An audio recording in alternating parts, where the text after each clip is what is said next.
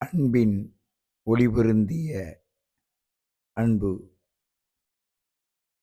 அன்பு என்பது ஆனாவும் ஊனாவும் 8 எழுத்து மந்திரமும் 2 எழுத்து மந்திரமும் சேர்ந்ததே அன்பு. அந்த அன்பில் ஒளியின் ஒளியாக, வெளிச்சத்தின் சப்தமாக வானுலகிலிருந்து மண்ணுலகு வந்தோம். மண்ணுலகில் இருக்கின்ற அற்புதங்களைக் கண்டோம். உணவாக உண்டோம், உடலாக வளர்ந்தோம். உண்மையின் வெளிப்பாட்டை உணர்ந்தோம். அதன்படி வாழ நாம் முயற்சிக்கின்றோம். சில கர்ம விளையின் காரணத்தால் அது எப்படி வந்தது என்று தேடுகின்றோம். அப்பொழுதுதான் சித்தர்களின் கூத்து தெரிகிறது. இவர்கள் மனிதர்களாக பிறந்து நல்ல அற்புதமான சித்து விளையாட்டுகளை ஆடியிருக்கிறார்கள்.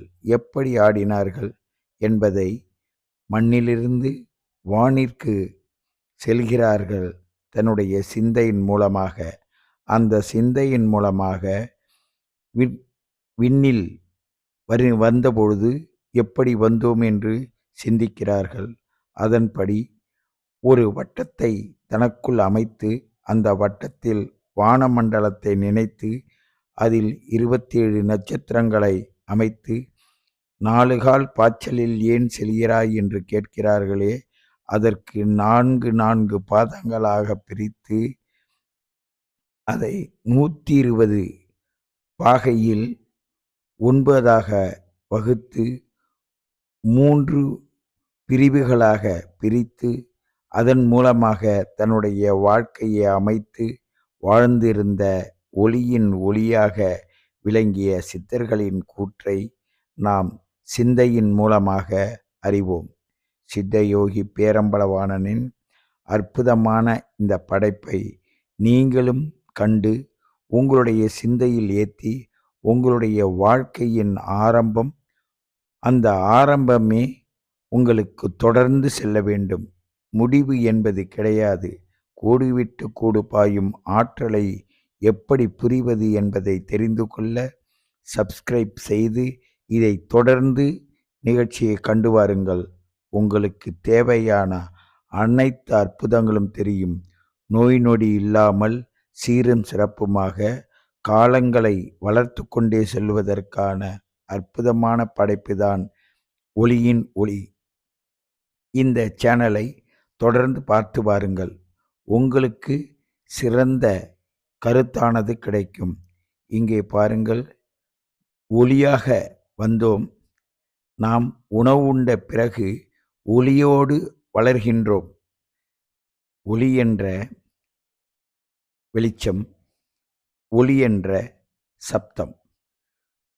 நாம் வரும்போது ஒரு சுடராக வந்து இந்த மண்ணுலகில் கலந்து உடலை எடுத்து அதன் மூலமாக ஒளியாக மாறி எழுத்தாக மாறி கண்ணும் கருத்தும் நம்மளுடைய எழுத்தின் வடிவிலும் சொல் வடிவிலும் நம்மளுடைய தரத்தை உயர்த்தி தரத்தோடு வாழ்வதற்கு சித்தர்களின் அருளாற்றை பெற்று சித்தர்களின் கூத்தை கண்டு நாம் சிறப்புடன் வாழ்வதற்கு ஒளியின் ஒளி உங்களுக்கு அற்புதமாக விளக்கி காட்ட இருக்கிறது.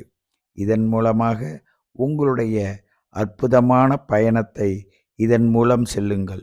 இதில் சிறப்பாக உங்களை நீங்களே தெரிந்து கொள்ள எங்கே நீங்கள் பிறந்தீர்கள் என்று பாருங்கள். அந்த மாதத்தில் சூரியன் நின்ற இடத்தை போடுங்கள். உங்களுடைய தாய், தந்தை, கணவன், மனைவி, குழந்தைகள் அனைத்து சூரியனும் எந்த மாதத்தில் உதித்தது என்று பாருங்கள். அதனுள் அற்புதமான ஒரு விளையாட்டு இருக்கிறது. அந்த சூரியனுக்கு 5-9 நித்தம் வருகின்ற சூரியன், மாதம் வருகின்ற சூரியன் 5-9 வரும்பொழுது அற்புதமான ஆற்றலும் உங்களுடைய வீட்டில் சுபகாரியங்களும் நடக்கும். 6-8-12 வரும்பொழுது இன்னலும் துன்பங்களும் வரும்.